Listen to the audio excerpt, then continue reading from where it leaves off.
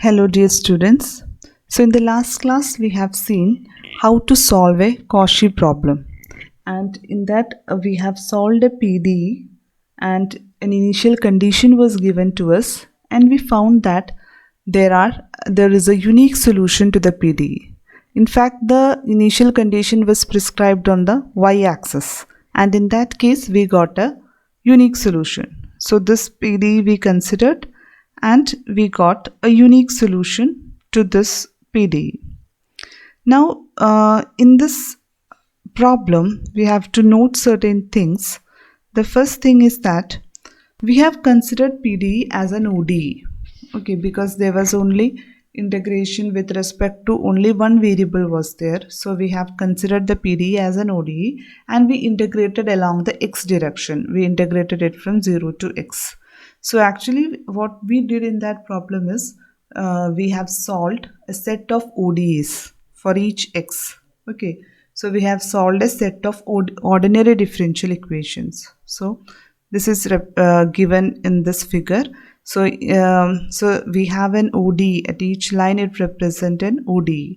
So we have solved a set of ordinary differential equations, and we got a solution to a partial differential equation.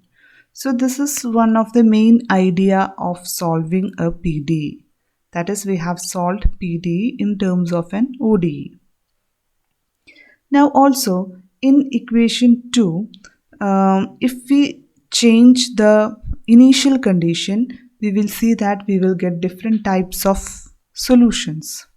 Now suppose that in equation 2 is equation number 2. This gives a general solution to our equation number 1. Now suppose that C1 is identically equal to 0. So if C1 is 0, in equation 2, we will get the solution u of xy as e raised to c naught x t of y. Okay, suppose C1 is identically equal to 0. So we will get u of xy as e raised to c naught x t of y. Now suppose that we use the initial condition as, let the initial condition be u at x0 equal to 2 of x. So here we are using another initial condition. This time the initial condition is prescribed on the x-axis. So in the last problem we have seen that when the initial condition was prescribed on the y-axis, we got a unique solution. Now let us see what happens if we change the initial condition. So in this case we have prescribed the initial condition at x-axis, u at x0 equal to 2x. Now let us apply this to this solution. So when you put y equal to 0, u is 2x. So from here you will get 2x equal to e raised to c naught of x t of y. For y you have to put 0, so it is t of 0.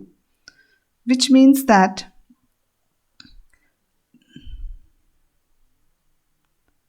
t of 0, this means that t of 0 equal to 2x e raised to minus c naught x.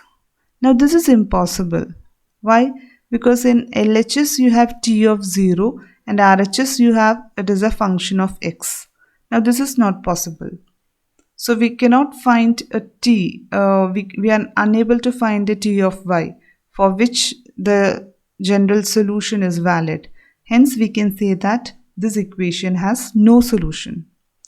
So when we prescribe the initial condition on the y-axis, we got a unique solution. But now when we prescribe the initial condition on the x-axis, we get no solution. Now let us consider another initial condition. So suppose let u at x0 equal to 2 e power c naught of x be the initial condition.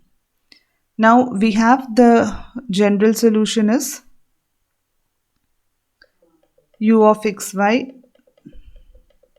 So this is a general solution, u of xy equal to e raised to c naught x t of y.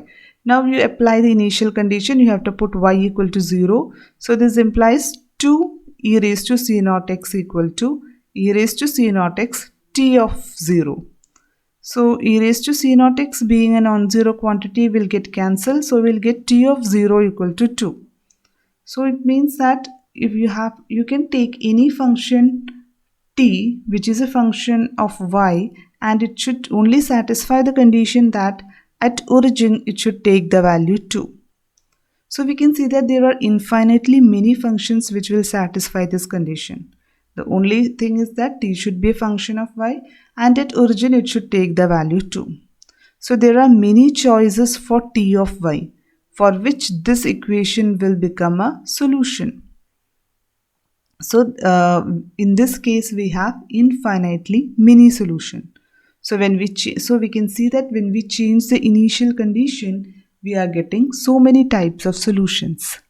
So in the first case we got a unique solution, in the second case we got no solution at all, and in the third case we got infinitely many solution.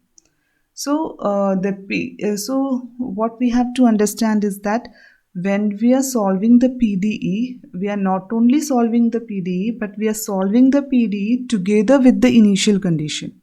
So the initial condition plays a important role in solving the PDE. So this is a Cauchy problem. So in Cauchy problem also we are finding a integral surface which contains the given curve.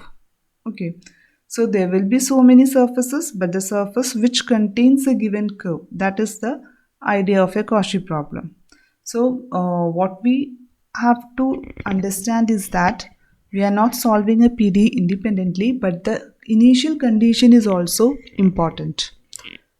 So depending upon the initial condition, we may have many condition, like the PDE may have unique solution. Even though the PDE is same, but the initial conditions are different. In that way, we may have unique solution, no solution, or infinitely many solutions. Okay, we will stop here. Thank you.